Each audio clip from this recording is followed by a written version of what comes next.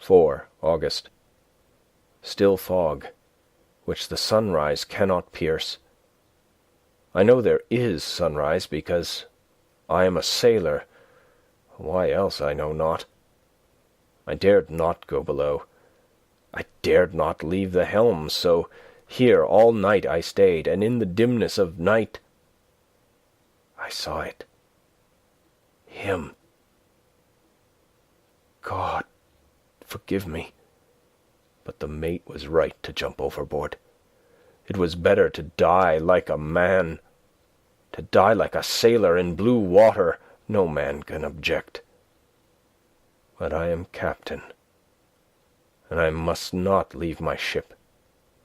But I shall baffle this fiend or monster, for I shall tie my hands to the wheel when my strength begins to fail, and along with them I shall tie that which it dare not touch.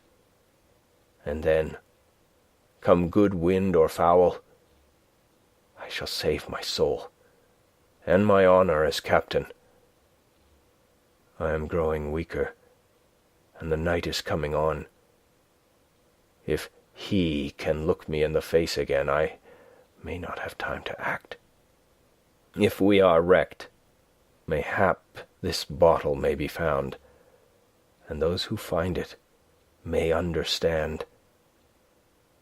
If not, well, then all men shall know that I have been true to my trust. God and the Blessed Virgin and the saints help a poor, ignorant soul trying to do his duty. Of course the verdict was an open one. There is no evidence to adduce, and whether or not the man himself committed the murders there is now none to say. The folk here hold almost universally that the captain is simply a hero, and he is to be given a public funeral.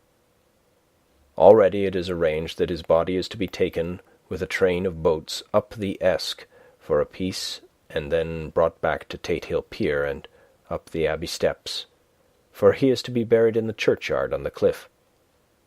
The owners of more than 100 boats have already given in their names as wishing to follow him to the grave. No trace has ever been found of the great dog, at which there is much mourning, for, with public opinion in its present state, he would, I believe, be adopted by the town. Tomorrow will see the funeral, and so will end this one more mystery of the sea. Mina Murray's Journal, 8 August. Lucy was very restless all night, and I too could not sleep. The storm was fearful, and as it boomed loudly among the chimney-pots, it made me shudder. When a sharp puff came, it seemed to be like a distant gun. Strangely enough, Lucy did not wake, but she got up twice and dressed herself. Fortunately, each time I awoke in time and managed to undress her without waking her, and got her back to bed. It is a very strange thing, this sleepwalking, for as soon as her will is thwarted in any physical way, her intention, if there be any, disappears, and she yields herself almost exactly to the routine of her life. Early in the morning we both got up and went down to the harbour to see if anything had happened in the night. There were very few people about, and though the sun was bright and the air clear and fresh, the big grim-looking waves that seemed dark themselves because the foam that topped them was like snow, forced themselves in through the mouth of the harbour, like a bullying man going through a crowd. Somehow I felt glad that Jonathan was not on the sea last night, but on land. But oh, is he on land or sea? Where is he? And how? I am getting fearfully anxious about him. If I only knew what to do, and could do anything. 10 August. The funeral of the poor sea captain today was most touching. Every boat in the harbour seemed to be there, and the coffin was carried by captains all the way from Tate Hill Pier up to the churchyard. Lucy came with me, and we went early to our old seat, whilst the cortege of boats went up the river to the viaduct and came down again. We had a lovely view, and saw the procession nearly all the way. The poor fellow was laid to rest near our seat, so that we stood on it when the time came and saw everything. Poor Lucy seemed much upset.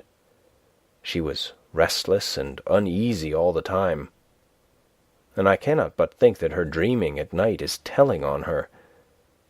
She is quite odd in one thing. She will not admit to me that there is any cause for restlessness, or if there be, she does not understand it herself. There is an additional cause, in that poor Mr. Swales was found dead this morning on our seat, his neck being broken.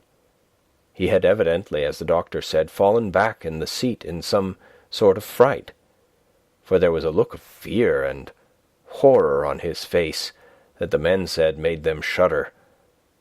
Poor dear old man. Lucy is so sweet and sensitive that she feels influences more acutely than other people do. Just now she was quite upset by a little thing which I did not much heed, though I am myself very fond of animals. One of the men who came up here often to look for the boats was followed by his dog. The dog is always with him. They are both quiet persons, and I never saw the man angry nor heard the dog bark. During the service, the dog would not come to its master, who was on the seat with us, but kept a few yards off, barking and howling. Its master spoke to it gently, and then harshly, and then angrily, but it would neither come nor cease to make a noise. It was in a fury, with its eyes savage and all its hair bristling out like a cat's tail when puss is on the war-path. Finally the man too got angry, and jumped down and kicked the dog, and then took it by the scruff of the neck, and half dragged and half threw it on the tombstone on which the seat is fixed. The moment it touched the stone, the poor thing began to tremble. It did not try to get away, but crouched down, quivering and cowering, and was in such a pitiable state of terror that I tried, though without effect, to comfort it. Lucy was full of pity too, but she did not attempt to touch the dog, but looked at it in an agonized sort of way. I greatly fear that she is of too supersensitive a nature to go through the world without trouble. She will be dreaming of this tonight, I am sure. The whole agglomeration of things, the ship steered into port by a dead man, his attitude tied to the wheel with a crucifix and beads, the touching funeral, the dog, now furious and now in terror, will all afford material for her dreams. I think it will be best for her to go to bed tired out physically, so I shall take her for a long walk by the cliffs to Robin Hood's Bay and back. She ought not to have much inclination for sleepwalking then. Dracula by Bram Stoker. Chapter 8. Mina Murray's Journal. Same day, 11 o'clock p.m. Oh, but I am tired. If it were not that I had made my diary a duty, I could not open it tonight. We had a lovely walk. Lucy, after a while, was in gay spirits, owing, I think, to some dear cows who came nosing towards us in a field close to the lighthouse, and frightened the wits out of us. I believe we forgot everything, except, of course, personal fear, and it seemed to wipe the slate clean and give us a fresh start.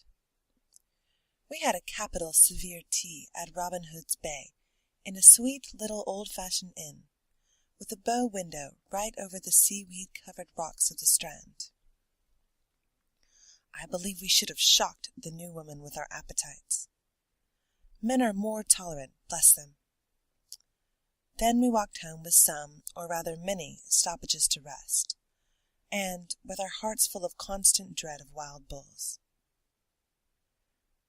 Lucy was really tired, and we intended to creep off to bed as soon as we could. The young curate came in, however, and Mrs. Westenra asked him to stay for supper. Lucy and I both had a fight for it with the dusty miller. I know it was a hard fight on my part, and I am quite heroic. I think that some day the bishops must get together and see about breeding up a new class of curates, who don't take supper, no matter how hard they may be pressed to, and who will know when girls are tired. Lucy is asleep and breathing softly.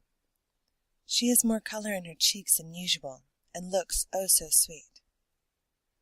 If Mr. Holmwood fell in love with her, seeing her only in the drawing-room, I wonder what he would say if he saw her now.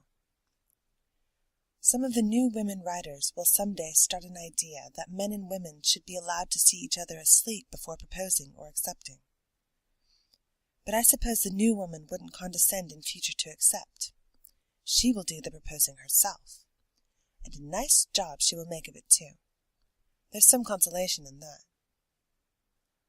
I am happy tonight, because dear Lucy seems better. I really believe she has turned the corner, and that we are over her troubles with dreaming. I should be quite happy if only I knew of Jonathan. God bless and keep him. 11th August. Diary again. No sleep now, so I may as well write. I am too agitated to sleep. We have had such an adventure, such an agonizing experience. I fell asleep as soon as I had closed my diary. Suddenly I became broad awake and sat up, with a horrible sense of fear upon me, and of some feeling of emptiness around me. The room was dark, so I could not see Lucy's bed. I stole across and felt for her. The bed was empty. I lit a match and found that she was not in the room. The door was shut, but not locked as I had left it. I feared to wake her mother, who has been more than usually ill lately, so threw on some clothes and got ready to look for her. As I was leaving the room, it struck me that the clothes she wore might give me some clue to her dreaming intention. Dressing gown would mean house, dress outside. Dressing gown and dress were both in their places. Thank God, I said to myself. She cannot be far, as she is only in her nightdress. I ran downstairs and looked in the sitting-room. Not there. Then I looked in all the other rooms of the house, with an ever-growing fear chilling my heart. Finally, I came to the hall door and found it open. It was not wide open, but the catch of the lock had not caught. The people of the house are careful to lock the door every night, so I feared that Lucy must have gone out as she was. There was no time to think of what might happen. A vague, overmastering fear obscured all details. I took a big, heavy shawl and ran out. The clock was striking 1 as I was in the crescent, and there was not a soul in sight. I ran along the north terrace, but could see no sign of the white figure which I expected. At the edge of the west cliff above the pier, I looked across the harbour to the east cliff, in the hope or fear, I don't know which, of seeing Lucy in our favourite seat. There was a bright, full moon, with heavy black, driving clouds, which threw the whole scene into a fleeting diorama of light and shade as they sailed across. For a moment or two I could see nothing, as the shadow of a cloud obscured St. Mary's Church and all around it.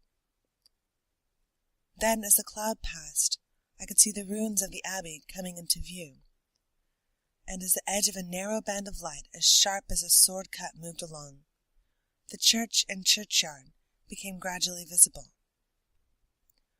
Whatever my expectation was, it was not disappointed, for there, on our favourite seat, the silver light of the moon struck a half-reclining figure, snowy white. The coming of the cloud was too quick for me to see much, for the shadow shut down on the light almost immediately. But it seemed to me as though something dark stood behind the seat where the white figure shone, and bent over it. What it was, whether man or beast, I could not tell. I did not wait to catch another glance, but flew down the steep steps to the pier and along by the fish market to the bridge, which was the only way to reach the east cliff. The town seemed as dead, for not a soul did I see. I rejoiced that it was so, for I wanted no witness of poor Lucy's condition. The time and distance seemed endless, and my knees trembled and my breath came laboured as I toiled up the endless steps to the abbey. I must have gone fast, and yet it seemed to me as if my feet were weighted with lead, and as though every joint in my body were rusty.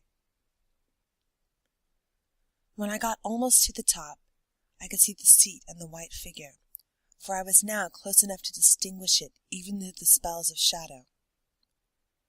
There was undoubtedly something, long and black, bending over the half-reclining white figure.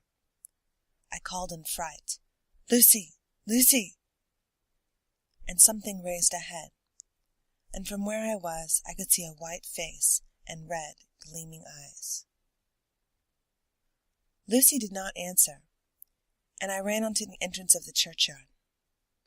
As I entered, the church was between me and the seat, and for a minute or so I lost sight of her. When I came in the view again, the cloud had passed, and the moonlight struck so brilliantly that I could see Lucy half reclining with her head lying over the back of the seat. She was quite alone, and there was not a sign of any living thing about. When I bent over her, I could see that she was still asleep. Her lips were parted, and she was breathing, not softly as usual with her, but in long, heavy gasps, as though striving to get her lungs full at every breath. As I came close, she put up her hand in her sleep and pulled the collar of her nightdress close about her, as though she felt the cold. I flung the warm shawl over her, and drew the edges tight around her neck, for I dreaded lest she get some deadly chill from the night air, unclad as she was. I feared to wake her all at once, so, in order to have my hands free to help her, I fastened the shawl at her throat with a big safety pin. But I must have been clumsy in my anxiety, and pinched or pricked her with it, for by and by, when her breathing became quieter, she put her hand to her throat again and moaned. When I had her carefully wrapped up, I put my shoes on her feet, and then began very gently to wake her. At first, she did not respond, but gradually she became more and more uneasy in her sleep, moaning and sighing occasionally. At last, as time was passing fast, and for many other reasons, I wished to get her home at once, I shook her forcibly, till finally she opened her eyes and awoke. She did not seem surprised to see me, as, of course, she did not realize all at once where she was.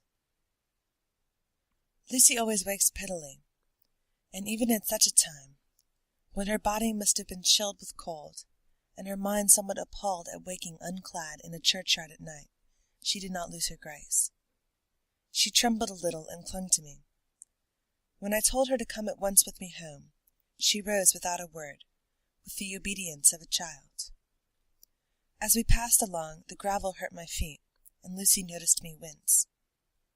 She stopped and wanted to insist upon my taking my shoes, but I would not.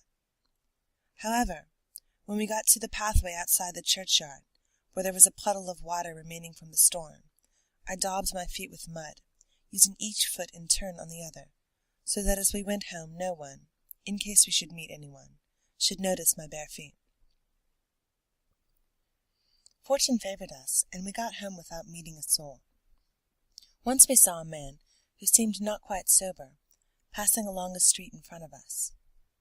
But we hid in a door till he had disappeared up an opening such as there are here, steep little closes, or wynds, as they call them in Scotland. My heart beat so loud all the time, sometimes I thought I should faint.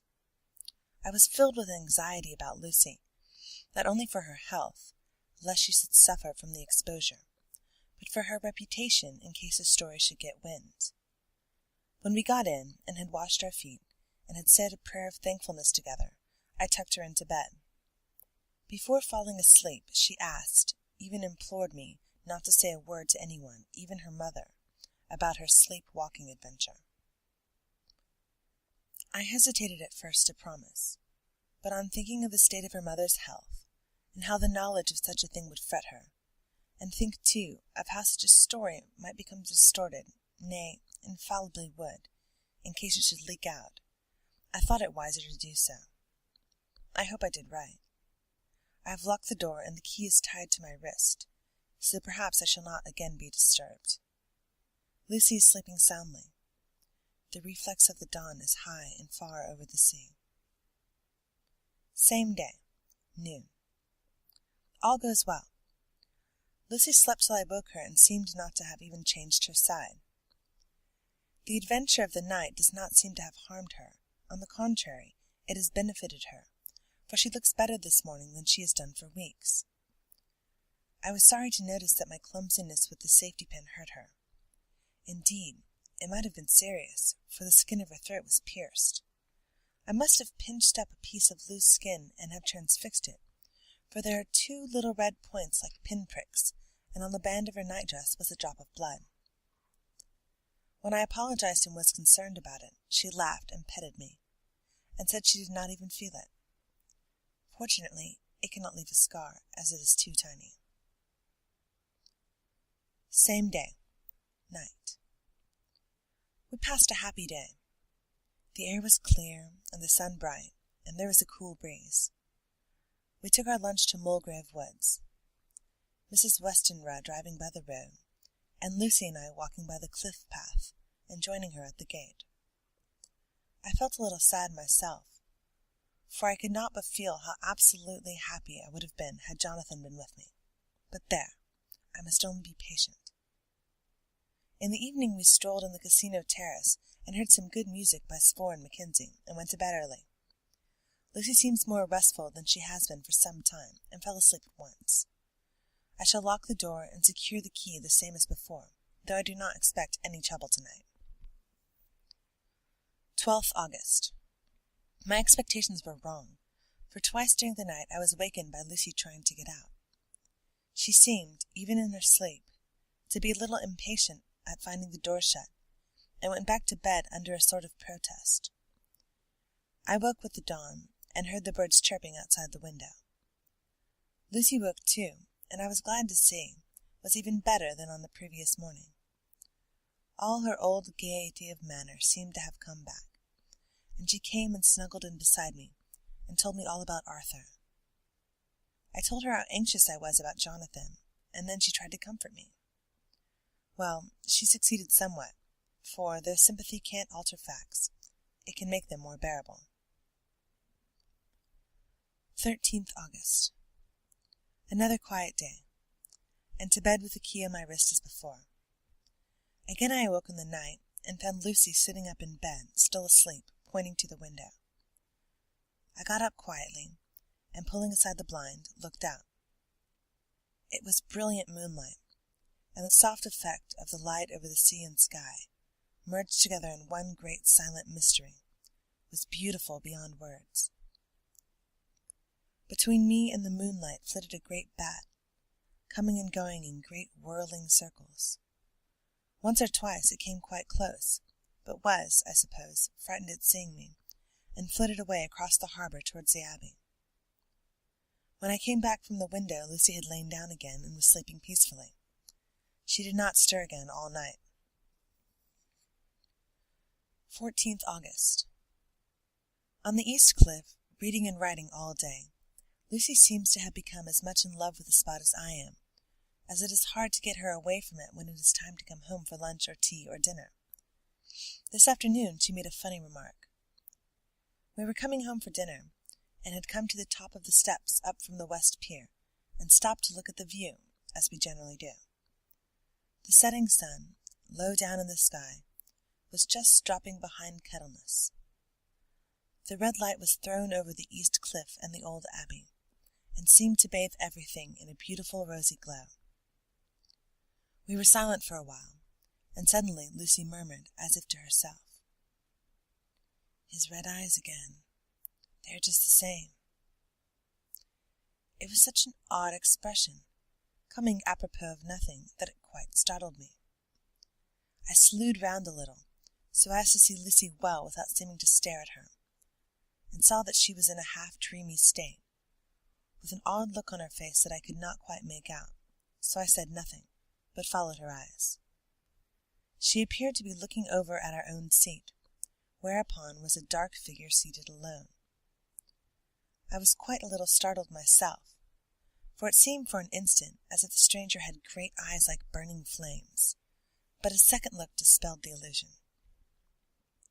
The red sunlight was shining on the windows of St. Mary's Church behind her seat, and as the sun dipped there was just sufficient change in the reflection and refraction to make it appear as if the light moved.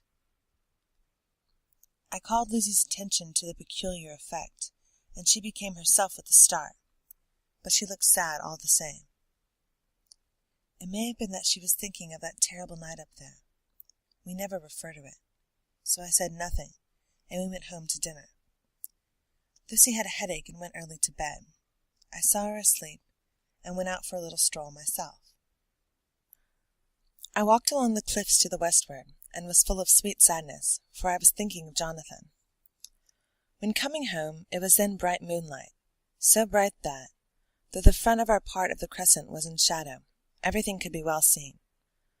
I threw a glance up at our window and saw Lucy's head leaning out. I opened my handkerchief and waved it. She did not notice or make any movement whatever.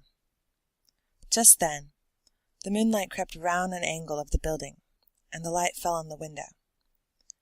There distinctly was Lucy with her head lying up against the side of the window-sill and her eyes shut. She was fast asleep, and by her, seated on the window-sill, was something that looked like a good-sized bird. I was afraid she might get a chill, so I ran upstairs, but as I came into the room she was moving back to her bed, fast asleep, and breathing heavily. She was holding her hand to her throat, as though to protect it from the cold. I did not wake her, but tucked her warmly.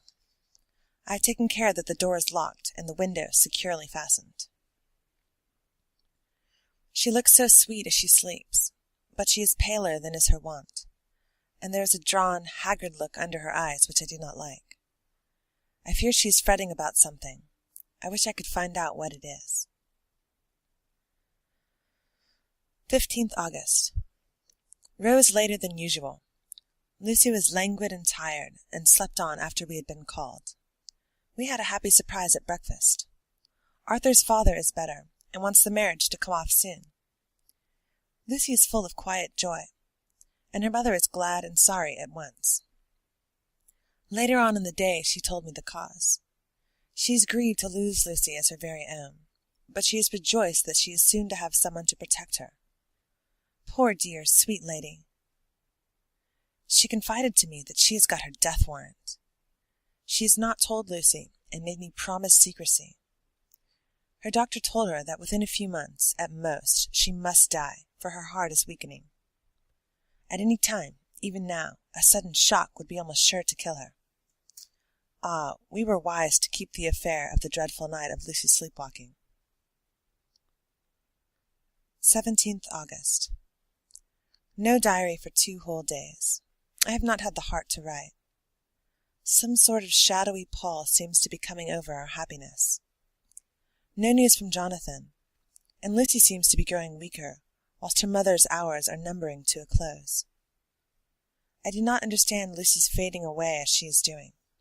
She eats well and sleeps well, and enjoys the fresh air, but all the time the roses in her cheeks are fading, and she gets weaker and more languid day by day. At night I hear her gasping as if for air.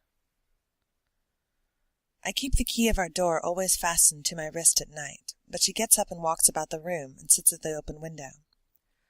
Last night I found her leaning out when I woke up, and when I tried to wake her I could not. She was in a faint. When I managed to restore her, she was weak as water, and cried silently between long, painful struggles for breath. When I asked her how she came to be at a window, she shook her head and turned away. I trust her feeling ill may not be from that unlucky prick of the safety pin. I looked at her throat just now as she lay asleep, and the tiny wounds seemed not to have healed.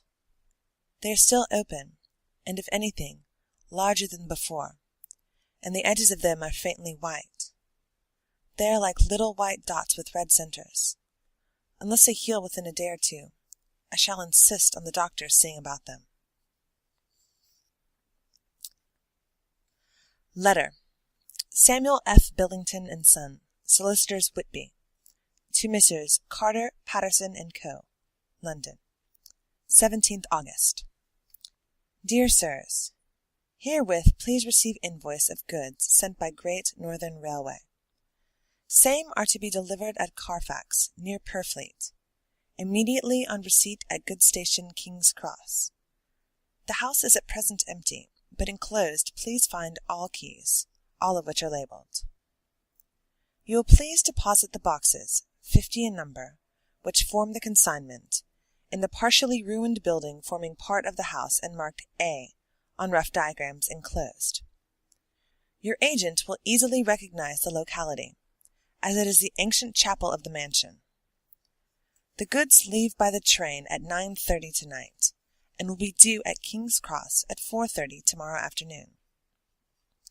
As our client wishes the delivery to be made as soon as possible, we shall be obliged by your having teams ready at King's Cross at the time named and forthwith conveying the goods to destination. In order to obviate any delays possible through any routine requirements as to payment in your departments, we enclose cheque herewith for £10, receipt of which please acknowledge. Should the charge be less than this amount, you can return the balance. If greater, we shall at once send cheque for difference upon hearing from you.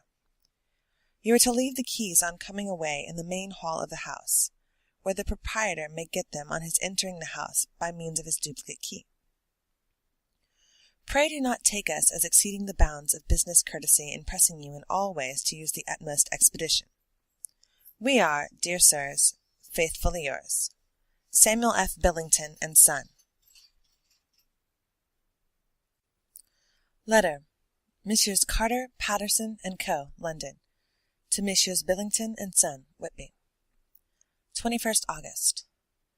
Dear Sirs, we beg to acknowledge £10 received and to return cheque of £1 17 shillings 9 pence, amount of overplus, as shown in receipted account herewith. Goods are delivered in exact accordance with instructions, and keys left in parcel in main hall, as directed. We are, dear sirs, yours respectfully, Carter, Patterson and Co. Mina Murray's Journal, 18th August. I am happy today, and write singing on the seat in the churchyard. Lissy is ever so much better. Last night she slept well all night, and did not disturb me once. The roses seem to be coming back already to her cheeks, though she is still sadly pale and wan-looking. If she were in any way anemic, I can understand it, but she is not. She is in gay spirits, and full of life and cheerfulness. All the morbid reticence seems to have passed from her, and she has just reminded me, as if I need any reminding, of that night, and that it was here, on this very seat, I found her asleep. And she told me she tapped playfully with the heel of her boot on the stone slab, and said, "My poor little feet didn't make much noise then. I dare say poor old Mr. Swales would have told me that it was because I didn't want to wake up Geordie." As she was in such a communicative humour, I asked her if she had dreamed it all that night. Before she answered, that sweet, puckered look came into her forehead, which Arthur, I call him Arthur from her habit, says he loves, and indeed I don't wonder that he does. Then she went on in a half-dreaming kind of way, as if trying to recall it to herself. I didn't quite dream, but it all seemed to be real. I only wanted to be here in this spot. I don't know why, for I was afraid of something, I don't know what. I remember, though, I suppose I was asleep, passing through the streets and over the bridge. A fish leaped as I went by, and I leaned over to look at it, and I heard a lot of dogs howling. The whole town seemed as it must be full of all dogs howling at once, as I went up the steps. Then I had a vague memory of something long and dark with red eyes, just as we saw in the sunset, and something very sweet and very bitter all around me at once. And then I seemed sinking into deep green water, and there was singing in my ears, as I have heard there is to drowning men, and then everything seemed passing away from me. My soul seemed to go out from my body and float about the air. I seemed to remember that once the West Lighthouse was right under me, and then there was sort of an agonizing feeling, as if I were in an earthquake, and I came back and found you shaking my body. I saw you do it before I felt you. Then she began to laugh. It seemed a little uncanny to me, and I listened to her breathlessly. I did not quite like it, and thought it better not to keep her mind on the subject, so we drifted on to another subject, and Lucy was like her old self again. When we got home, the fresh breeze had braced her up, and her pale cheeks were really more rosy. Her mother rejoiced when she saw her, and we all spent a very happy evening together. 19th August. Joy, joy, joy! Although not all joy. At last, news of Jonathan. The dear fellow has been ill, that is why he did not write. I am not afraid to think it or to say it now that I know. Mr. Hawkins sent me on the letter, and wrote himself, oh so kindly. I am to leave in the morning and go over to Jonathan, and to help nurse him if necessary, and to bring him home. Mr. Hawkins says it would not be a bad thing if we were to be married out there. I have cried over the good sister's letter, so I can feel it wet against my bosom, where it lies. It is of Jonathan, and must be near my heart, for he is in my heart. My journey is all mapped out, and my luggage ready. I am only taking one change of dress.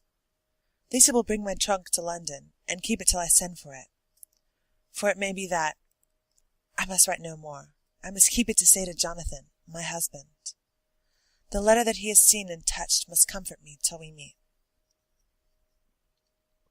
Letter. Sister Agatha, Hospital of St. Joseph and St. Mary, Budapest. To Miss Wilhelmina Murray. 12th August. Dear Madame, I write by desire of Mr. Jonathan Harker, who is himself not strong enough to write, though progressing well, thanks to God and St. Joseph and St. Mary. He has been under our care for nearly 6 weeks, suffering from a violent brain fever. He wishes me to convey his love, and to say that by this post I write for him to Mr. Peter Hawkins, Exeter, to say, with his dutiful respects, that he is sorry for his delay, and that all of his work is completed.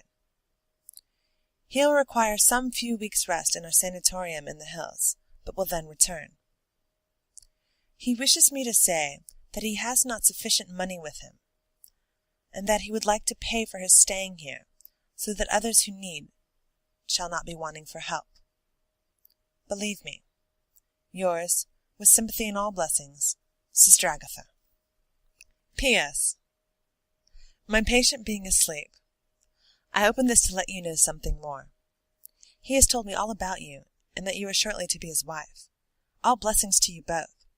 He has had some fearful shocks, so says our doctor, and in his delirium his ravings have been dreadful, of wolves and poison and blood, of ghosts and demons, and I fear to say of what. Be careful of him always, that there may be nothing to excite him of this kind for a long time to come. The traces of such an illness as his do not lightly die away. We should have written long ago, but we knew nothing of his friends, and there was nothing on him, nothing that anyone could understand.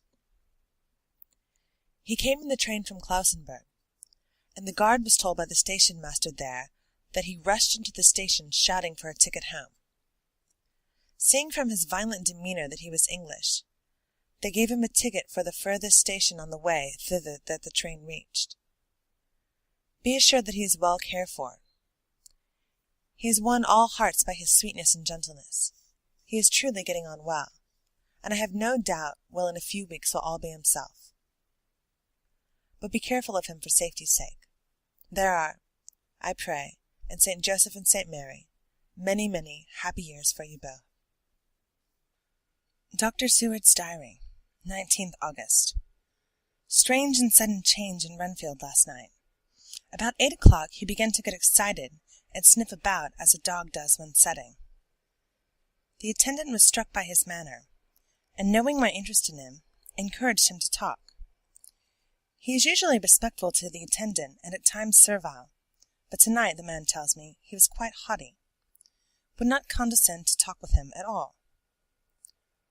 All he would say was, "I don't want to talk to you. You don't count now. The master is at hand." The attendant thinks it is some form of religious mania which has seized him. If so, we must look out for squalls, for a strong man with homicidal and religious mania at once might be dangerous. The combination is a dreadful one. At 9 o'clock I visited him myself. His attitude to me was the same as that to the attendant. In his sublime self-feeling, the difference between myself and the attendant seemed to him as nothing. It looks like a religious mania, and he will soon think that he himself is God. These infinitesimal distinctions between man and man are too paltry for an omnipotent being. How these madmen give themselves away! The real God taketh heed lest a sparrow fall. But the God created from human vanity sees no difference between an eagle and a sparrow. Oh, if men only knew! For a half-hour or more Renfield kept getting excited in greater and greater degree. I did not pretend to be watching him, but I kept strict observation all the same. All at once that shifty look came into his eyes, which we always see when a madman has seized an idea, and with it the shifty movements of the head and back which asylum attendants come to know so well. He became quiet, and went and sat on the edge of his bed resignedly, and looked into space with lackluster eyes. I thought I would find out if his apathy were real or only assumed, and tried to lead him to talk of his pets, a thing which never failed to excite his attention. At first he made no reply, but at length, and testily, "Bother them all, I don't care a pin about them." "What?" I said.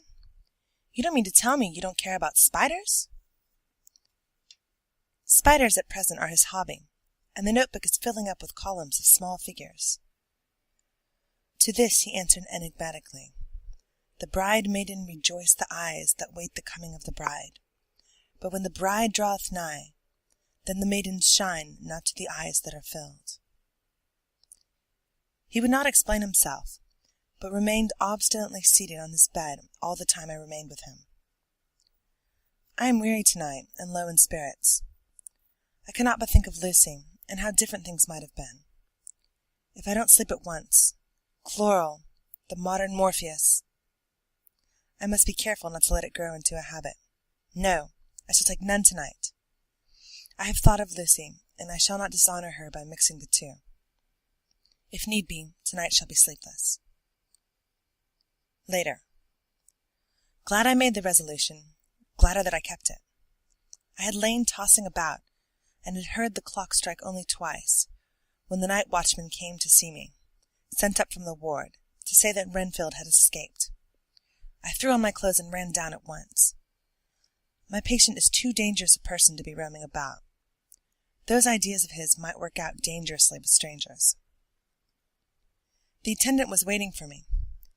He said he had not seen him at 10 minutes before, seemingly asleep in his bed, when he looked through the observation trap in the door. His attention was called by the sound of the window being wrenched out. He ran back and saw his feet disappear through the window, and had at once sent for me. He was only in his night gear, and could not be far off. The attendant thought it would be more useful to watch where he should go than follow him, as he might lose sight of him whilst getting out of the building by the door. He is a bulky man, and couldn't get through the window. I am thin, so with his aid I got out, but feet foremost, as we were only a few feet above the ground, landed unhurt. The attendant told me the patient had gone to the left, and had taken a straight line, so I ran as quickly as I could. As I got through the belt of trees, I saw a white figure scale the high wall which separates our grounds from those of the deserted house. I ran back at once, told the watchman to get 3 or 4 men immediately, and follow me into the grounds of Carfax, in case our friend might be dangerous. I got a ladder myself, and crossing the wall, dropped down to the other side. I could see Renfield's figure just disappearing behind the angle of the house, so I ran after him. On the far side of the house, I found him pressed close against the old iron-bound oak door of the chapel. He was talking, apparently to someone, but I was afraid to go near enough to hear what he was saying, lest I might frighten him, and he should run off. Chasing an errant swarm of bees is nothing to following a naked lunatic when a fit of escaping is upon him. After a few minutes, however, I could see that he did not take note of anything around him, and so ventured to draw near to him, the more so as my men had now crossed the wall and were closing him in. I heard him say, "I am here to do your bidding, master. I am your slave, and you will reward me, so I shall be faithful. I have worshipped you long and afar off. Now that you are near, I await your commands, and you will not pass me by, will you, dear master, in your distribution of good things?" He is a selfish old beggar, anyhow. He thinks of the loaves and fishes, even when he believes he is in the real presence. His manias make a startling combination. When we closed in on him, he fought like a tiger. He is immensely strong, for he was more like a wild beast than a man. I never saw a lunatic in such a paroxysm of rage before, and I hope I shall not again. It is mercy that we have found out his strength and danger in good time. With strength and determination like his, he might have done wild work before he was caged. He is safe now at any rate. Jack Shepherd himself couldn't get free from the strait waistcoat that keeps him restrained, and he's chained to the wall in the padded room. His cries are at times awful, but the silences that follow are more deadly still, for he means murder in every turn and movement. Just now he spoke coherent words for the first time. "I shall be patient, master. It is coming, coming, coming." So I took the hint and came too. I was too excited to sleep, but this diary has quieted me, and I feel I shall get some sleep tonight. End of Chapter 8. Recorded by Susan Hooks, Tokyo, Japan. Dracula by Bram Stoker. Chapter 9. Letter. Mina Harker to Lucy Westenra. Budapest, 24 August. My dearest Lucy, I know you will be anxious to hear all that has happened since we parted at the railway station at Whitby. Well, my dear, I got to Hull all right and caught the boat to Hamburg, and then the train on here. I feel that I can hardly recall anything of the journey, except that I knew I was coming to Jonathan, and that as I should have to do some nursing, I had better get all the sleep I could. I found my dear one, oh, so thin and pale and weak-looking. All the resolution has gone out of his dear eyes, and that quiet dignity which I told you was in his face has vanished. He is only a wreck of himself, and he does not remember anything that has happened to him for a long time past. At least he wants me to believe so, and I shall never ask. He has had some terrible shock, and I fear it might tax his poor brain if he were to try to recall it. Sister Agatha, who is a good creature and a born nurse, tells me that he wanted her to tell me what they were, but she would only cross herself and say she would never tell, that the ravings of the sick were the secrets of God, and that if a nurse through her vocation should hear them, she should respect her trust. She is a sweet, good soul, and the next day, when she saw I was troubled, she opened up the subject my poor dear raved about, added, "I can tell you this much, my dear, that it was not about anything which he has done wrong himself, and you, as his wife-to-be, have no cause to be concerned. He has not forgotten you, or what he owes to you. His fear was of great and terrible things which no mortal can treat of. I do believe the dear soul thought I might be jealous lest my poor dear should have fallen in love with any other girl. The idea of my being jealous about Jonathan! And yet, my dear, let me whisper, I felt a thrill of joy through me when I knew that no other woman was cause for trouble. I am now sitting by his bedside, where I can see his face while he sleeps. He is waking. When he woke, he asked me for his coat, as he wanted to get me something from the pocket. I asked Sister Agatha, and she brought all his things. I saw amongst them was his notebook. I was going to ask him to let me look at it, for I knew that I might find some clue to his trouble. But I suppose he must have seen my wish in my eyes, for he sent me over to the window, saying he wanted to be quite alone for a moment. Then he called me back, and he said to me very solemnly, "Wilhelmina." I knew then that he was in deadly earnest, for he has never called me by that name since he asked me to marry him. You know, dear, my ideas of the trust between husband and wife. There should be no secret, no concealment. I have had a great shock, and when I try to think of what it is, I feel my head spin round, and I do not know if it was real or the dreaming of the madman. You know I had brain fever, and that is to be mad. The secret is here, and I do not want to know it. I want to take up my life here, with our marriage. For, my dear, we had decided to be married as soon as the formalities are complete. Are you willing, Wilhelmina, to share my ignorance? Here's the book. Take it and keep it. Read it if you will, but never let me know unless, indeed, some solemn duty should come upon me to go back to the bitter hours, asleep or awake, sane or mad, recorded here. He fell back exhausted, and I put the book under his pillow and kissed him. I have asked Sister Agatha to beg the Superior to let our wedding be this afternoon, and am waiting her reply. She has come and told me that the chaplain of the English Mission Church has been sent for. We are to be married in an hour, or as soon after as Jonathan awakes. Lucy, the time is come and gone. I feel very solemn, but very, very happy. Jonathan woke a little after the hour, and all was ready, and he sat up in bed, propped up with pillows. He answered his "I will" firmly and strong. I could hardly speak. My heart was so full that even those words seemed to choke me. The dear sisters were so kind. Please God, I shall never, never forget them, nor the grave and sweet responsibilities I have taken upon me. I must tell you of my wedding present, when the chaplain and the sisters had left me alone with my husband.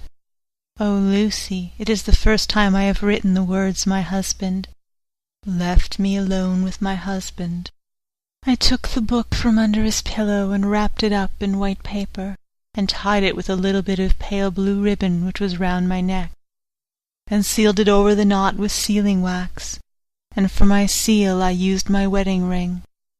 Then I kissed it and showed it to my husband, and told him that I would keep it so, and then it would be an outward and visible sign for us all our lives that we trusted each other, that I would never open it unless it were for his own dear sake or for the sake of some stern duty. Then he took my hand in his, and oh, Lucy, it was the first time he took his wife's hand, and said that it was the dearest thing in all the wide world, and that he would go through all the past again to win it, if need be. The poor dear meant to have said a part of the past, but he cannot think of time yet, and I shall not wonder if at first he mixes up not only the month but the year. Well, my dear, what could I say? I could only tell him that I was the happiest woman in all the wide world, and that I had nothing to give him except myself, my life, and my trust, and that with these went my love and duty for all the days of my life. And, my dear, when he kissed me and drew me to him with his poor weak hands, it was like a solemn pledge between us. Lucy, dear, do you know why I tell you all this? It is not only because it is all sweet to me, but because you have been and are very dear to me. It was my privilege to be your friend and guide you when you came from the schoolroom to prepare for the world of life. I want you to see now, and with the eyes of a very happy wife, whither duty has led me, so that in your own married life you too may be all happy as I am. My dear, please Almighty God, your life may it be all it promises, a long day of sunshine, with no harsh wind, no forgetting duty, no distrust. I must not wish you no pain, for that can never be, but I do hope you will always be as happy as I am now. Goodbye, my dear. I shall post this at once, and perhaps write you very soon again. I must stop, for Jonathan is waking. I must attend my husband. Your ever-loving Mina Harker. Letter. Lucy Westenra to Mina Harker. Whitby, 30 August. My dearest Mina, oceans of love and millions of kisses, and may you soon be in your own home with your husband. I wish you were coming home soon enough to stay with us here. The strong air would soon restore Jonathan. It has quite restored me. I have an appetite like a cormorant. Am full of life and sleep well. You'll be glad to know that I have quite given up walking in my sleep. I think I have not stirred out of my bed for a week. That is when I once get into it at night. Arthur says I am getting fat. By the way, I forgot to tell you that Arthur is here. We have such walks and drives and rides and rowing and tennis and fishing together, and I love him more than ever. He tells me that he loves me more, but I doubt that, for at first he told me that he couldn't love me more than he did then. But this is nonsense. There he is, calling to me, so no more just at present, from your loving Lucy. P.S. Mother sends her love. She seems better, poor dear.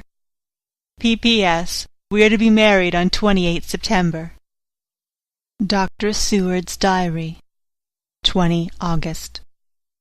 The case of Renfield grows even more interesting. He is now so far quieted that there are spells of cessation from his passion. For the first week after his attack he was perpetually violent. Then one night, just as the moon rose, he grew quiet and kept murmuring to himself, "Now I can wait, now I can wait." The attendant came to tell me, so I ran down at once to have a look at him. He was still in the strait waistcoat and in the padded room, but the suffused look has gone from his face, and his eyes had something of their old pleading. I might almost say cringing softness. I was satisfied with his present condition, and directed him to be relieved. The attendants hesitated, but finally carried out my wishes without protest. It was a strange thing that the patient had humour enough to see their distrust, for, coming close to me, he said in a whisper, all the while looking furtively at them, "They think I could hurt you. Fancy me hurting you. The fools!" It was soothing somehow to the feelings to find myself disassociated even in the mind of this poor madman from the others, but all the same I could not follow his thought. Am I to take it that I have anything in common with him, so that we are, as it were, to stand together? Or has he to gain from me some good so stupendous that my well-being is needful to him? I must find out later on. Tonight he will not speak. Even the offer of a kitten or even a full-grown cat will not tempt him.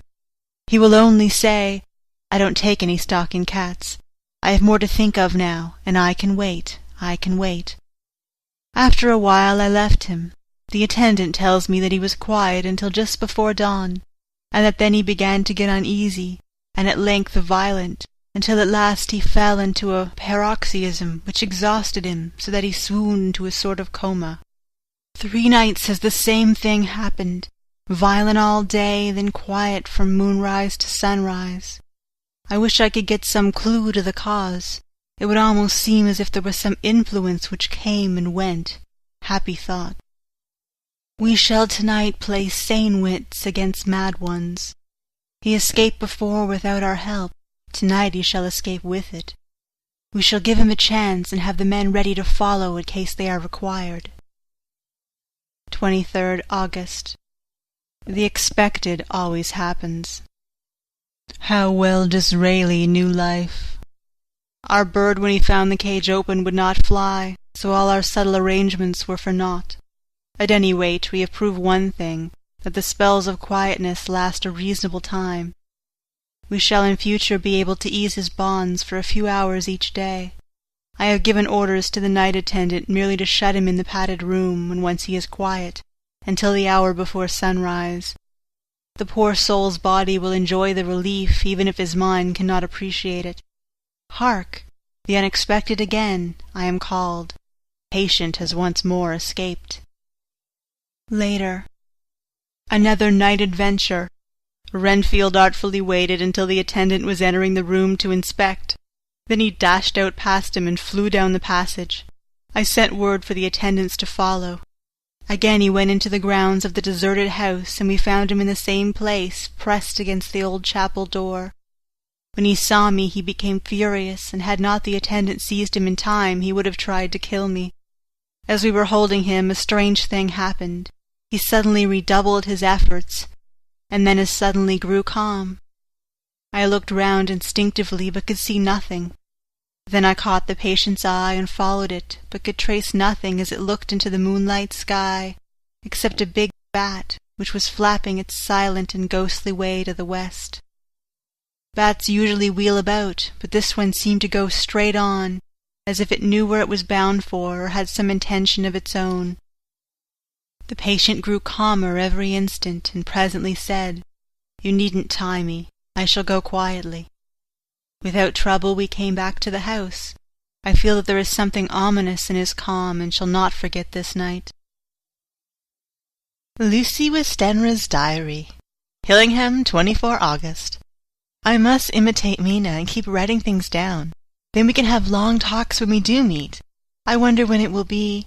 I wish she were with me again, for I feel so unhappy. Last night I seemed to be dreaming again, just as I was at Whitby. Perhaps it is the change of air, or getting home again. It is all dark and horrid to me, for I can remember nothing. But I am full of vague fear, and I feel so weak and worn out. When Arthur came to lunch, he looked quite grieved when he saw me, and I hadn't the spirit to try to be cheerful. I wonder if I could sleep in Mother's room tonight. I shall make an excuse to try. 25 August. Another bad night. Mother did not seem to take to my proposal. She seems not too well herself, and doubtless she fears to worry me. I tried to keep awake, and succeeded for a while, but when the clock struck 12 it waked me from a doze, so I must have been falling asleep. There was a sort of scratching or flapping at the window, but I did not mind it, and as I remember no more, I suppose I must have fallen asleep. More bad dreams. I wish I could remember them. This morning I am horribly weak. My face is ghastly pale, and my throat pains me. It must be something wrong with my lungs, for I don't seem to be getting air enough. I shall try to cheer up when Arthur comes, or else I know he will be miserable to see me so. Letter. Arthur to Dr. Seward. Albemarle Hotel, 31 August. My dear Jack, I want you to do me a favor. Lucy is ill. That is, she has no special disease, but she looks awful and is getting worse every day. I have asked her if there is any cause. I did not dare to ask her mother, for to disturb the poor lady's mind about her daughter in her present state of health would be fatal. Mrs. Westenra has confided to me that her doom is spoken. Disease of the heart, though poor Lucy does not know it yet. I am sure that there is something preying on my dear girl's mind. I am almost distracted when I think of her. To look at her gives me a pang. I told her I should ask you to see her, and though she demurred at first, I know why, old fellow, she finally consented. It'll be a painful task for you, I know, old friend, but it is for her sake, and I must not hesitate to ask, or you to act. You are to come at lunch at Hilling tomorrow. 2 o'clock, so as not to arouse any suspicion in Mrs. Westenra, and after lunch Lucy will take an opportunity of being alone with you. I am filled with anxiety, and I want to consult with you alone as soon as I can after you have seen her. Do not fail. Arthur. Telegram. Arthur Holmwood to Seward. 1 September. Am summoned to see my father, who is worse. Am writing. Write me fully by tonight's post to ring. Wire me if necessary. Letter. From Dr. Seward to Arthur Holmwood. 2 September. My dear old fellow, with regard to Miss Westenra's health, I hasten to let you know at once that in my opinion there is not any functional disturbance or any malady that I know of. At the same time, I am not by any means satisfied with her appearance. She is woefully different from what she was when I saw her last. Of course, you must bear in mind that I have not had the full opportunity of examination such as I should wish. Our very friendship makes a little difficulty which not even medicinal science or custom can bridge over. I had better tell you exactly what happened, leaving you to draw, in a measure, your own conclusions. I shall then say what I have done and propose doing. I found Miss Westenra in seemingly gay spirits. Her mother was present, and in a few seconds I made up my mind that she was trying all she knew to mislead her mother and prevent her from being anxious. I have no doubt she guesses, if she does not know, what need of caution there is. We lunched alone, and as we all exerted ourselves to be cheerful, we got, as some kind of reward for our labours, some real cheerfulness amongst us. Then Mrs. Westenra went to lie down, and Lucy was left with me. We went into her boudoir. Until we got there her gaiety remained, for the servants were coming and going.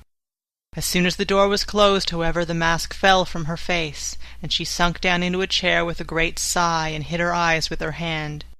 When I saw that her high spirits had failed, I at once took advantage of her reaction to make a diagnosis.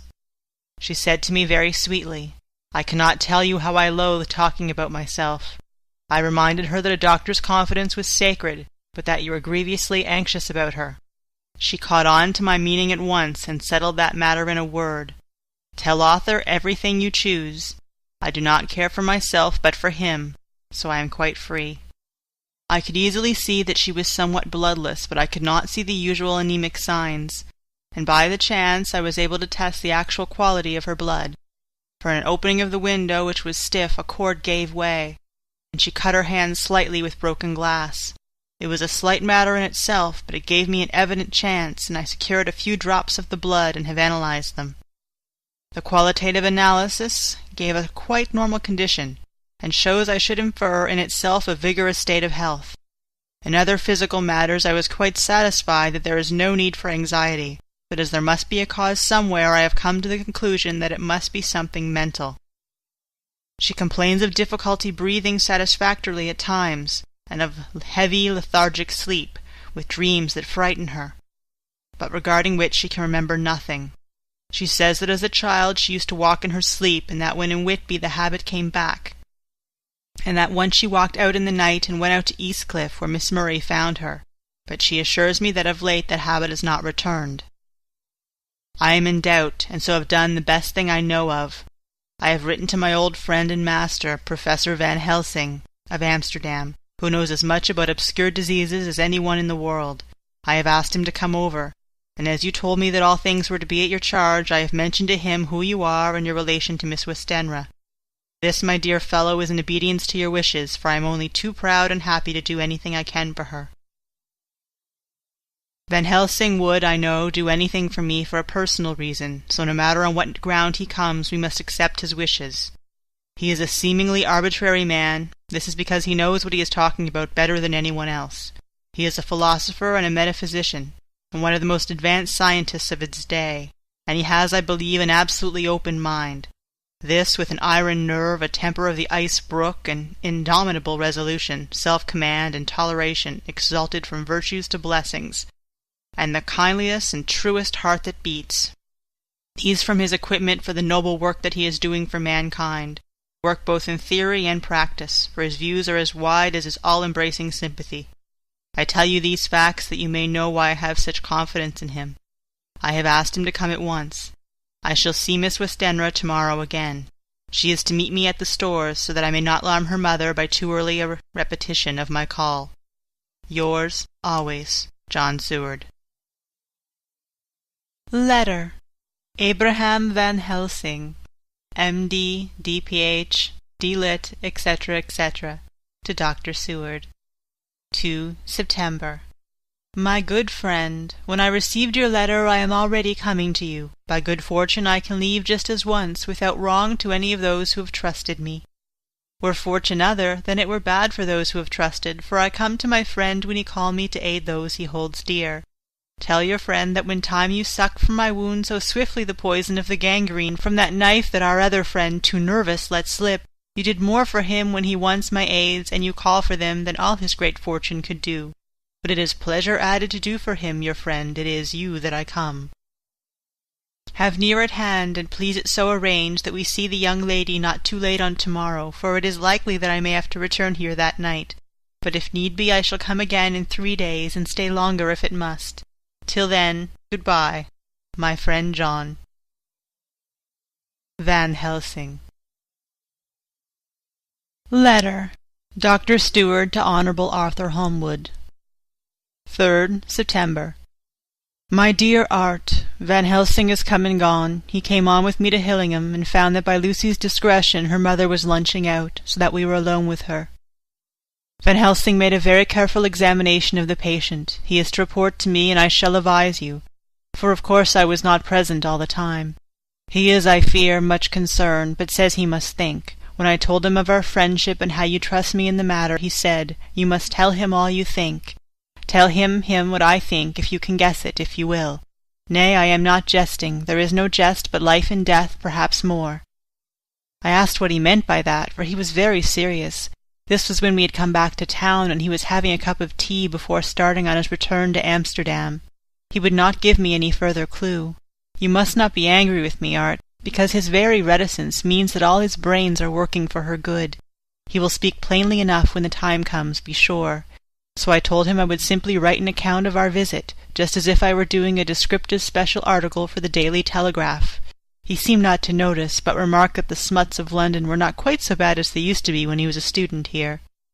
I am to get his report tomorrow if he can possibly make it. In any case, I am to have a letter.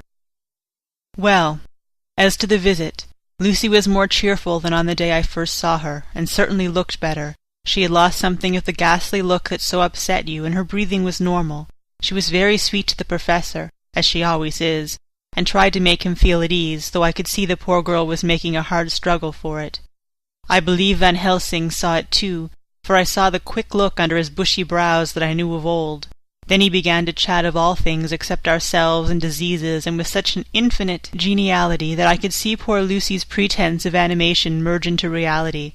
Then, without any seeming change, he brought the conversation gently round to his visit, and suavely said, "My dear young miss, I have the so great pleasure because you are so much beloved. That is much, my dear. Even there that which I did not see. They told me you were down in the spirit, and that you were of a ghastly pale. To them I say, poof!" And he snapped his fingers at me and went on.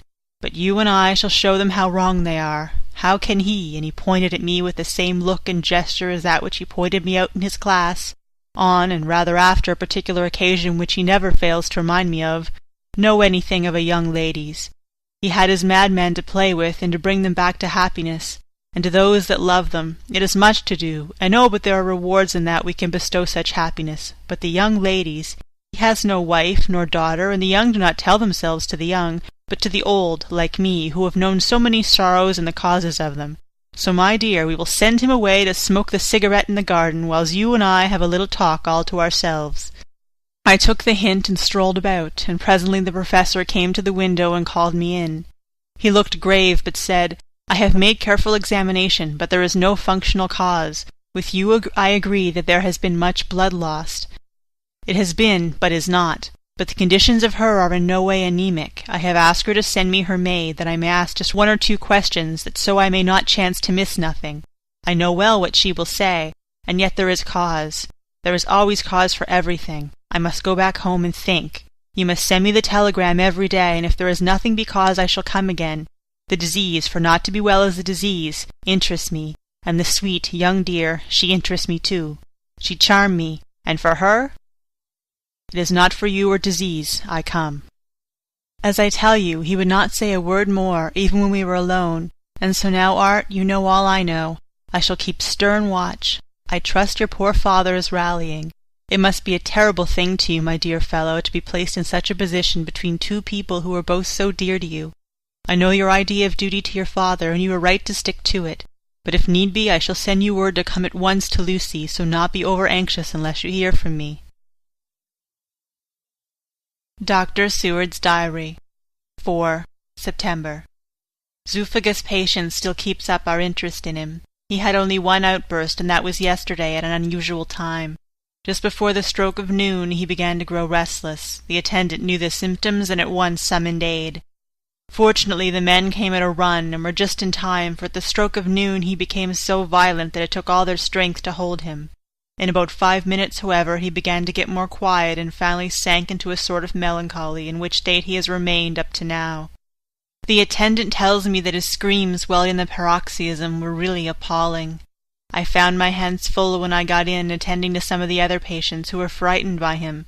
Indeed, I can quite understand the effect, for the sounds disturbed even me, though I was some distance away.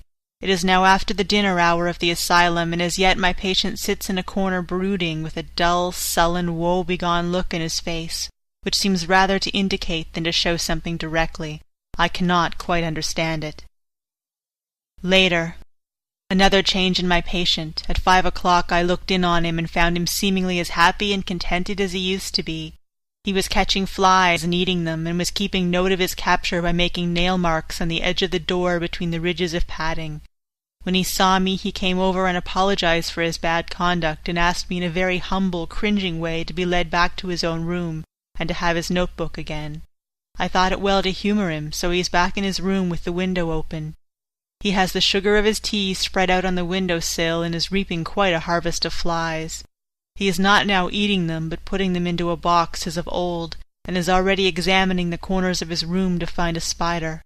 I tried to get him to talk about the past few days, for any clue to his thoughts would be of an immense help to me, but he would not rise.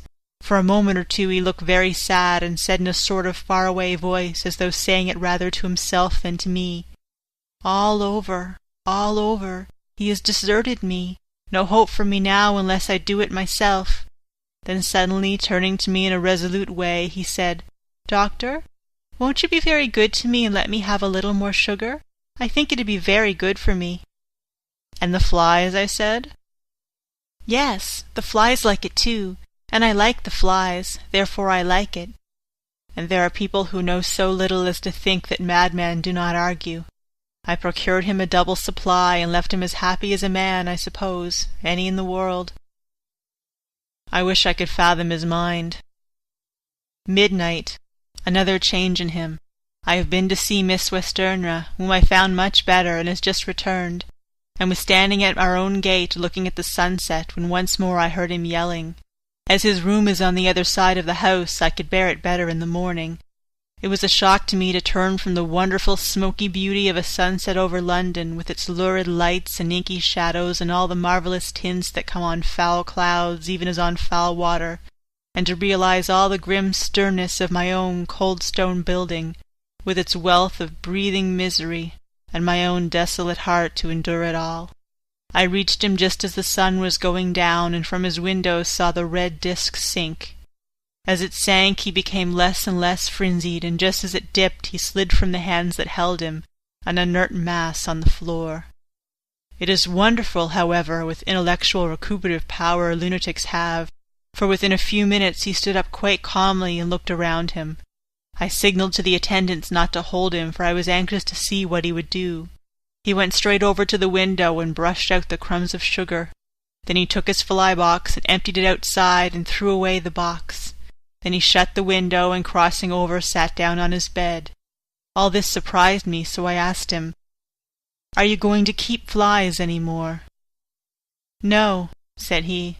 "I am sick of all that rubbish." He certainly is a wonderfully interesting study. I wish I could get some glimpse of his mind, or of the cause of his sudden passion. Stop. There may be a clue after all, if we can find why today his paroxysms came on at high noon and at sunset. Can it be that there is a malign influence of the sun at periods which affects certain natures, as at times the moon does others? We shall see. Telegram. Seward, London, de Van Helsing, Amsterdam. 4 September. Patient still better today. Telegram. Seward, London, de Van Helsing, Amsterdam. 5 September. Patient greatly improved. Good appetite, sleeps naturally, good spirits, colour coming back. Telegram. Seward, London, de Van Helsing, Amsterdam. 6 September. Terrible change for the worse. Come at once. Do not lose an hour. I hold over telegram to Holmwood till I've seen you. End of Chapter 9.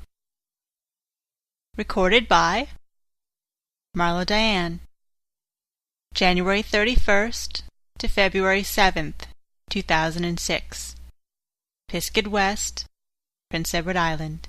Dracula by Bram Stoker. Chapter 10. Letter, Dr. Seward to Honorable Arthur Holmwood, 6th of September. My dear Art, my news today is not so good. Lucy this morning had gone back a bit. There is, however, one good thing which has arisen from it. Mrs. Westenra was naturally anxious concerning Lucy, and has consulted me professionally about her. I took advantage of the opportunity, and told her that my old master, Van Helsing, the great specialist, was coming to stay with me, and that I would put her in his charge conjointly with myself. So now we can come and go without alarming her unduly, for a shock to her would mean sudden death, and this, in Lucy's weak condition, might be disastrous to her. We are hedged in with difficulties, all of us, my poor fellow, but, please God, we shall come through them all right. If any need, I shall write, so that, if you do not hear from me, take it for granted that I am simply waiting for news. In haste, yours ever, John Seward. Dr. Seward's Diary. 7th of September. The first thing Van Helsing said to me when we met at Liverpool Street was, "Have you said anything to our young friend, to lover of her?" "No," I said. "I waited till I had seen you, as I said in my telegram.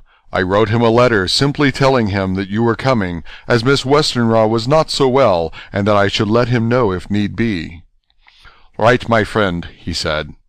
"Quite right. Better he not know as yet. Perhaps he will never know. I pray so, but if it be needed, then he shall know all. And, my good friend John, let me caution you. You deal with the madmen. All men are mad in some way or the other, and inasmuch as you deal discreetly with your madmen, so deal with God's madmen too, the rest of the world. You tell not your madmen what you do, nor why you do it. You tell them not what you think. So you shall keep knowledge in its place, where it may rest, where it may gather its kind around it and breed. You and I shall keep as yet what we know here and here." He touched me on the heart and on the forehead, and then touched himself the same way. "I have for myself thoughts at the present. Later I shall unfold to you." "Why not now?" I asked. "It may do some good. We may arrive at some decision." He looked at me and said, "My friend John, while the corn is grown even before it has ripened, while the milk of its mother earth is in him, and the sunshine has not yet begun to paint him with his gold, the husbandman he pull the air and rub him between his rough hands, and blow away the green chaff, and say to you, 'Look, he's good corn, he will make a good crop when the time comes.'" I did not see the application, and told him so. For reply, he reached over and took my ear in his hand and pulled it playfully, as he used long ago to do at lectures, and said, "The good husbandman tell you so then because he knows, but not till then. But you do not find the good husbandman dig up his planted corn to see if he grow. That is for the children who play a husbandry, and not for those who take it as of the work of their life. See you now, friend John, I have sown my corn, and nature has her work to do in making it sprout. If it sprout at all, there's some promise, and I wait till the ear begins to swell." He broke off, for he evidently saw that I understood. Then he went on gravely, "You were always a careful student, and your case-book was ever more full than the rest, and I trust that good habit hath not failed. Remember, my friend, that knowledge is stronger than memory, and we should not trust the weaker. Even if you have not kept the good practice, let me tell you that this case of our dear miss is one that may be, mind, I say may be, of such interest to us and others, that all the rest may not make him kick the beam, as your people say. Take then good note of it. Nothing is too small.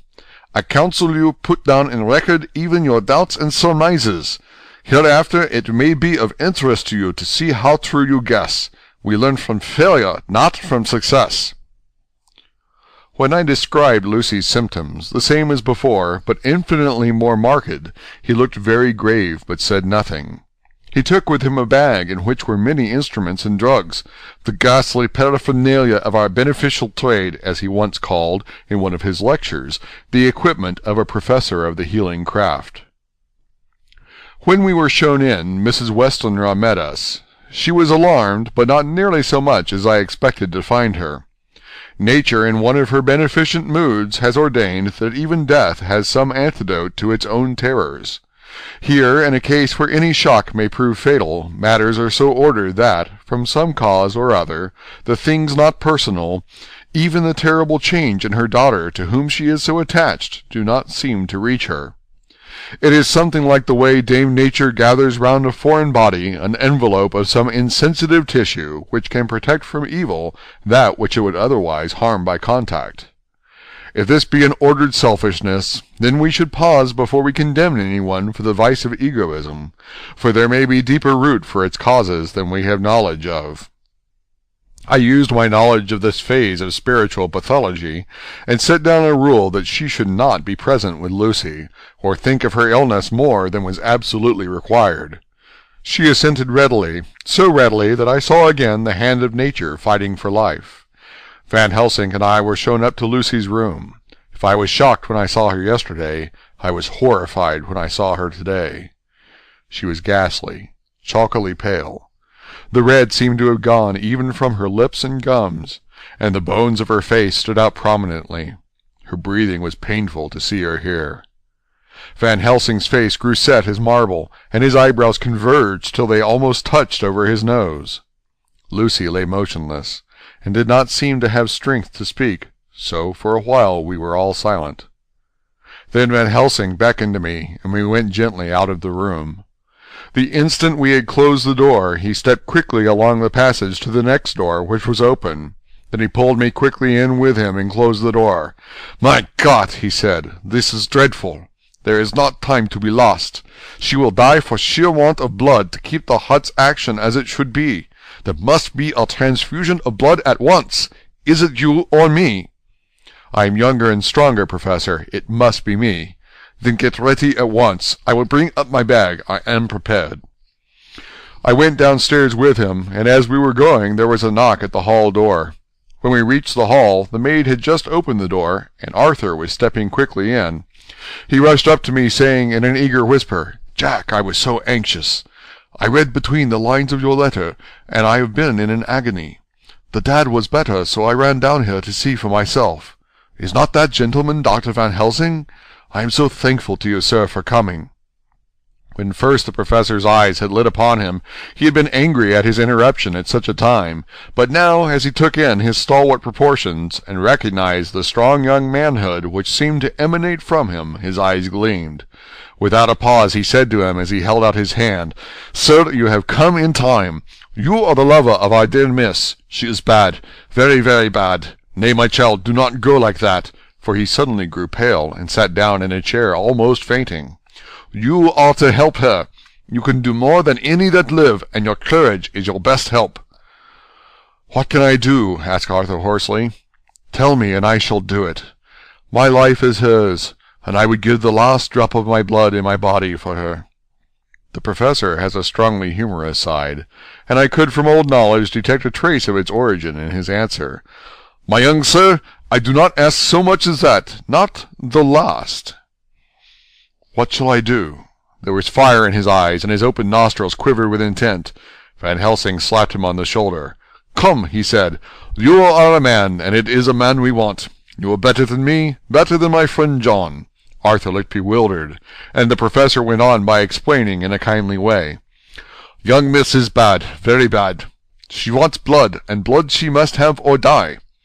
My friend John and I have consulted, and we are about to perform what we call transfusion of blood, to transfer from full veins of one to the empty veins which pint for him.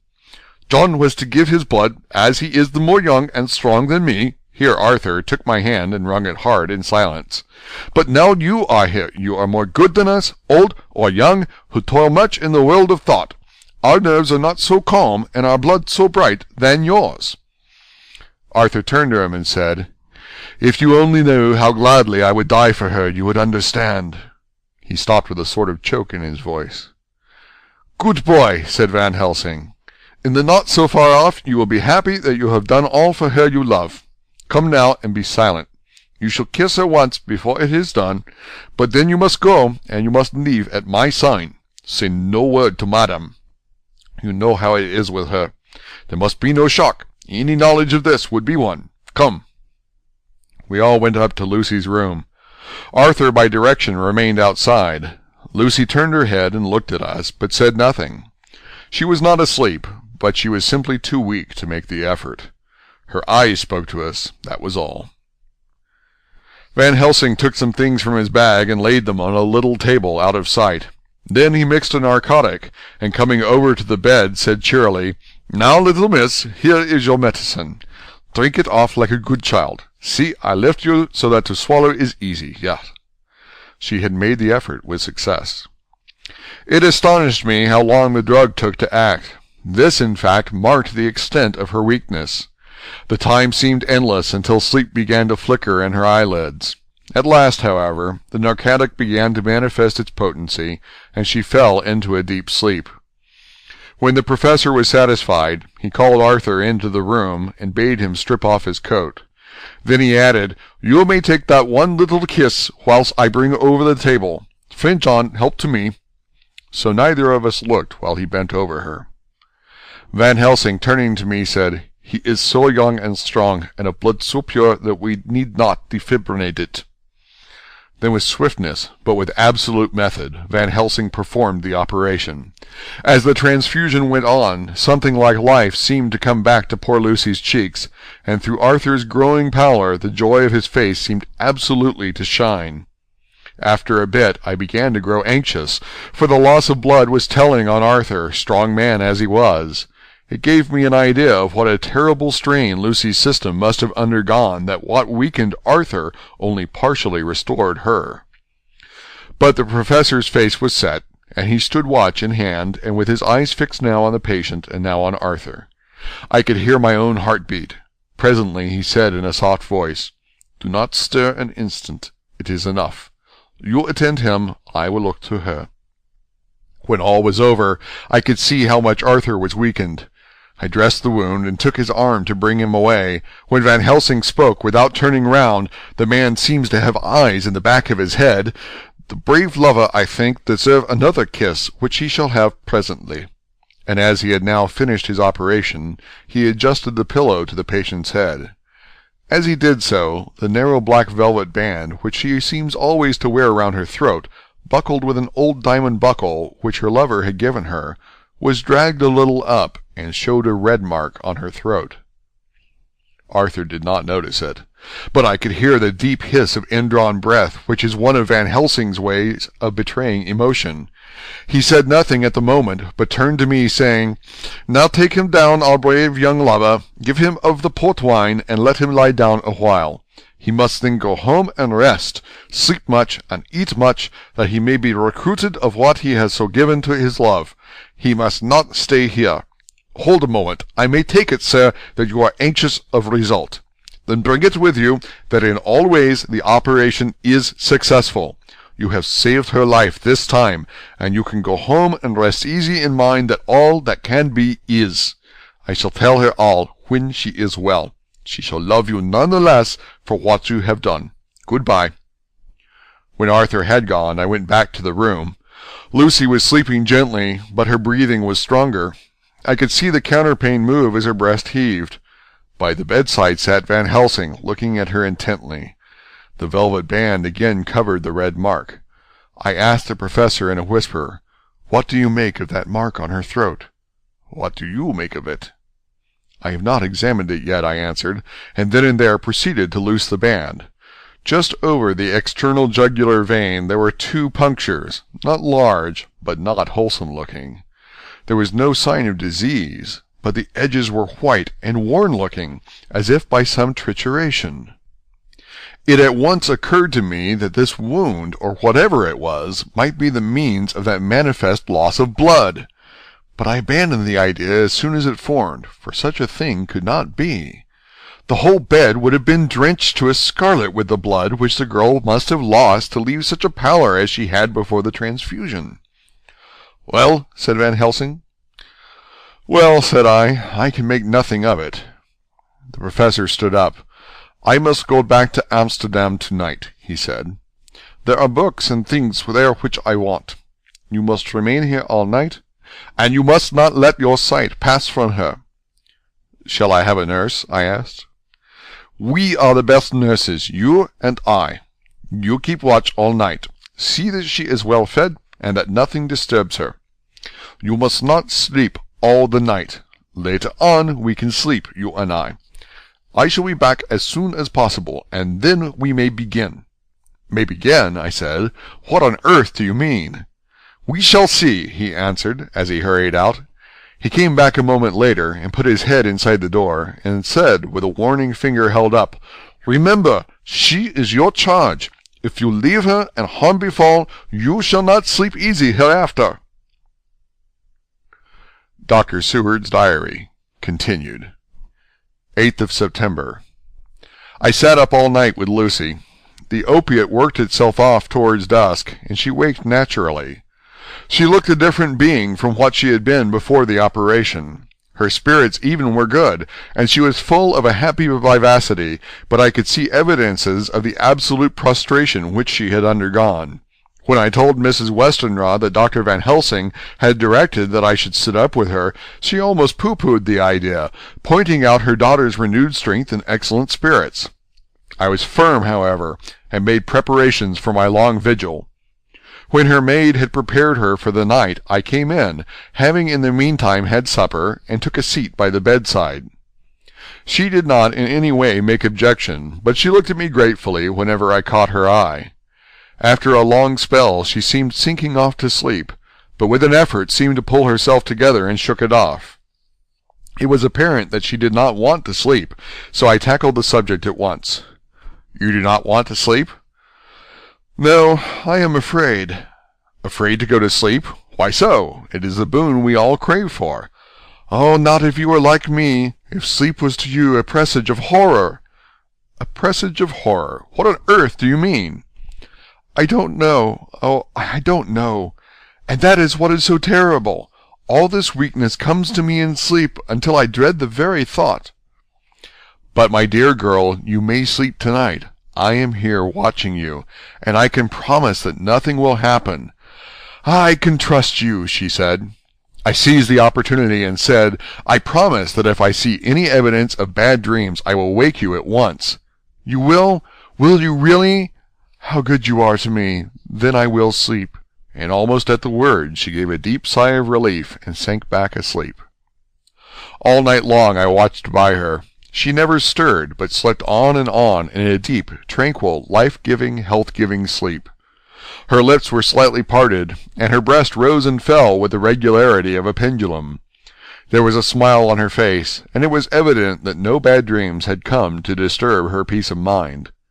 In the early morning her maid came, and I left her in her care and took myself back home, for I was anxious about many things. I sent a short wire to Van Helsing and to Arthur, telling them of the excellent result of the operation.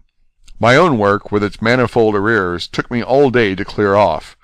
It was dark when I was able to inquire about my zoophagous patient. The report was good. He had been quite quiet for the past day and night. A telegram came from Van Helsing at Amsterdam whilst I was at dinner, suggesting that I should be at Hillingham tonight, as it might be well to be at hand, and stating that he was leaving by the night mail and would join me early in the morning. 9th of September. I was pretty tired and worn out when I got to Hillingham. For the 2 nights I had hardly had a wink of sleep, and my brain was beginning to feel that numbness which marks cerebral exhaustion. Lucy was up and in cheerful spirits. When she shook hands with me, she looked sharply in my face and said, "No sitting up tonight for you. You are worn out. I am quite well again. Indeed I am, and if there is to be any sitting up, it is I who will sit up with you." I would not argue the point, but went and had my supper. Lucy came with me, and, enlivened by her charming presence, I made an excellent meal, and had a couple of glasses of the more than excellent port. Then Lucy took me upstairs and showed me a room next to her own, where a cosy fire was burning. "Now," she said, "you must stay here. I shall leave this door open, and my door too. You can lie on the sofa, for I know that nothing would induce any of you doctors to go to bed whilst there is a patient above the horizon. If I want anything, I shall call out, and you can come to me at once." I could not but acquiesce, for I was dog-tired, and could not have sat up had I tried. So, on her renewing her promise to call me if she should want anything, I lay on the sofa and forgot all about everything. Lucy Westenra's Diary. 9th of September. I feel so happy tonight. I have been so miserably weak that to be able to think and move about is like feeling sunshine after a long spell of east wind out of a still sky. Somehow Arthur feels very, very close to me. I seem to feel his presence warm about me.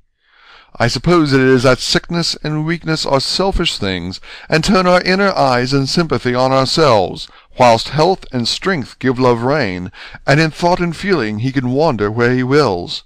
I know where my thoughts are. If only Arthur knew. My dear, your ears must tingle as you sleep, as mine do waking. Oh, the blissful rest of last night! How I slept, with that dear good Dr. Seward watching me! And tonight I shall not fear to sleep, since he is close at hand and within call.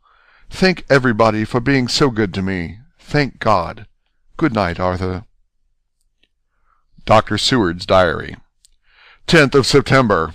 I was conscious of the professor's hand on my head, and started awake all in a second. That is one of the things that we learn in an asylum, at any rate. And how is our patient?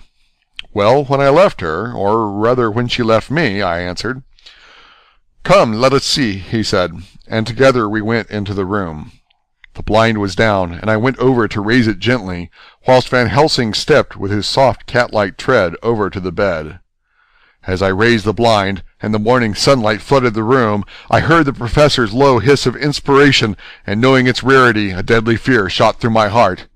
As I passed over, he moved back, and his exclamation of horror, Gott in Himmel, needed no enforcement from his agonized face. He raised his hand and pointed to the bed, and his iron face was drawn and ashen white. I felt my knees begin to tremble. There on the bed, seemingly in a swoon, lay poor Lucy, more horribly white and wan-looking than ever. Even the lips were white, and the gums seemed to have shrunken back from the teeth, as we sometimes see in a corpse after a prolonged illness. Van Helsing raised his foot to stamp in anger, but the instinct of his life and all the long years of habit stood to him, and he put it down again softly. "Quick," he said, "bring the brandy." I flew to the dining-room, and returned with a decanter. He wetted the poor white lips with it, and together we rubbed palm and wrist and heart. He felt her heart, and after a few moments of agonizing suspense said, "It is not too late. It beats, though but feebly. All our work is undone. We must begin again. There is no young Arthur here now. I have to call on you yourself this time, friend John." As he spoke, he was dipping into his bag and producing the instruments of transfusion.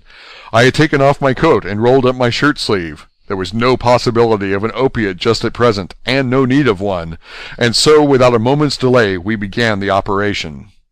After a time, it did not seem a short time either, for the draining away of one's blood, no matter how willingly it be given, is a terrible feeling. Van Helsing held up a warning finger. "Do not stir," he said, "but I fear that with growing strength she may wake, and that would make danger, oh, so much danger. But I shall precaution take. I shall give hypodermic injection of morphia." He proceeded then swiftly and deftly to carry out his intent. The effect on Lucy was not bad, for the faint seemed to merge subtly into the narcotic sleep. It was with a feeling of personal pride that I could see a faint tinge of color steal back into the pallid cheeks and lips. No man knows, till he experiences it, what it is to feel his own lifeblood drawn away into the veins of the woman he loves. The professor watched me critically. "That will do," he said. "Already?" I remonstrated. "You took a great deal more from art."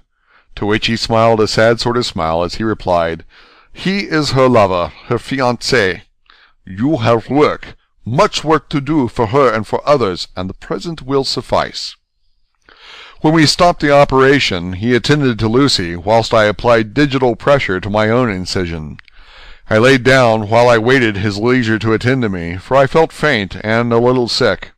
By and by he bound up my wound, and sent me downstairs to get a glass of wine for myself. As I was leaving the room, he came after me, and half whispered, "Mind, nothing must be said of this. If our young lover should turn up unexpected, as before, no word to him. It would at once frighten him and enjealous him too. There must be none. So." When I came back, he looked at me carefully and then said, "You are not much the worse. Go into the room and lie on your sofa and rest a while. Then have much breakfast and come here to me." I followed out his orders, for I knew how right and wise they were. I had done my part, and now my next duty was to keep up my strength. I felt very weak, and in the weakness lost something of the amazement at what had occurred.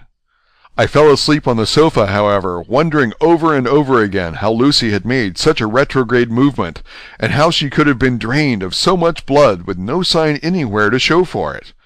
I think I must have continued my wonder in my dreams, for, sleeping and waking, my thoughts always came back to the little punctures in her throat, and the ragged, exhausted appearance of their edges, tiny though they were.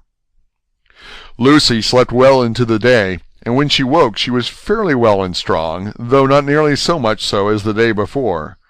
When Van Helsing had seen her, he went out for a walk, leaving me in charge, with strict injunctions that I was not to leave her for a moment. I could hear his voice in the hall, asking the way to the nearest telegraph office. Lucy chatted with me freely, and seemed quite unconscious that anything had happened. I tried to keep her amused and interested. When her mother came up to see her, she did not seem to notice any change whatever, but said to me gratefully, "We owe you so much, Dr. Seward, for all you have done, but you really must now take care not to overwork yourself. You are looking pale yourself.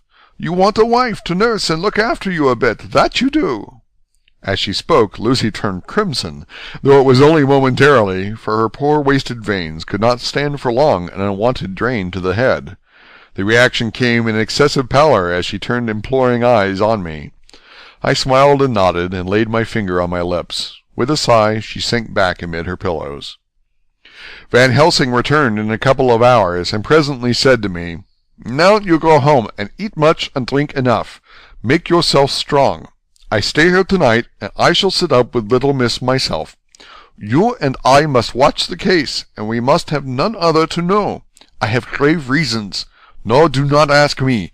Think what you will. Do not fear to think even the most not improbable. Good night." In the hall 2 of the maids came to me, and asked if they or either of them might not sit up with Miss Lucy. They implored me to let them, and when I said it was Dr. Van Helsing's wish that either he or I should sit up, they asked me quite piteously to intercede with the "foreign gentleman." I was much touched by their kindness. Perhaps it is because I am weak at present, and perhaps because it was on Lucy's account that their devotion was manifested. For over and over again have I seen similar instances of woman's kindness. I got back here in time for a late dinner, went my rounds, all well, and set this down whilst waiting for sleep. It is coming. 11th of September. This afternoon I went over to Hillingham. Found Van Helsing in excellent spirits, and Lucy much better. Shortly after I had arrived, a big parcel from abroad came for the professor. He opened it with much impressment, assumed of course, and showed a great bundle of white flowers. "These are for you, Miss Lucy," he said. "For me? Oh, Dr. Van Helsing." "Yes, my dear, but not for you to play with. These are medicines." Here Lucy made a wry face. "Nay, but they are not to take in a decoction or in nauseous form, so you need not snub that so charming nose, or I shall point out to my friend Arthur what woes he may have to endure in seeing so much beauty that he so loves so much distort. Ah, my pretty miss, that bring the so nice nose all straight again. This is medicinal, but you do not know how. I put him in your window. I make pretty wreath and hang him round your neck, so you sleep well. Oh, yes, they, like the lotus flower, make your trouble forgotten. It smells so like the waters of Lethe, and of that fountain of youth that the conquistadores sought for in the Floridas, and find him all too late."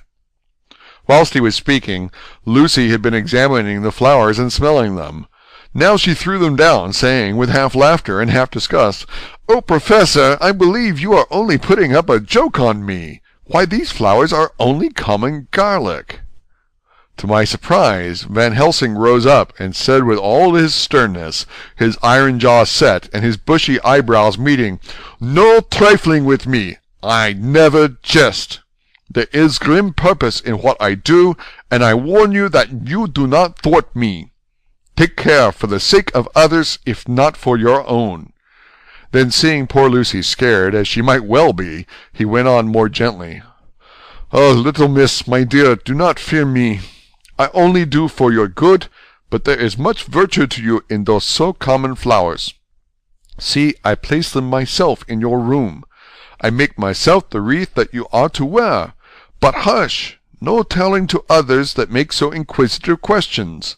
We must obey, and silence is a part of obedience, and obedience is to bring you strong and well into loving arms that wait for you. Now sit still a while. Come with me, friend John, and you shall help me deck the room with my garlic, which is all the way from Haarlem, where my friend Van der Poel raised herb in his glass houses all the year.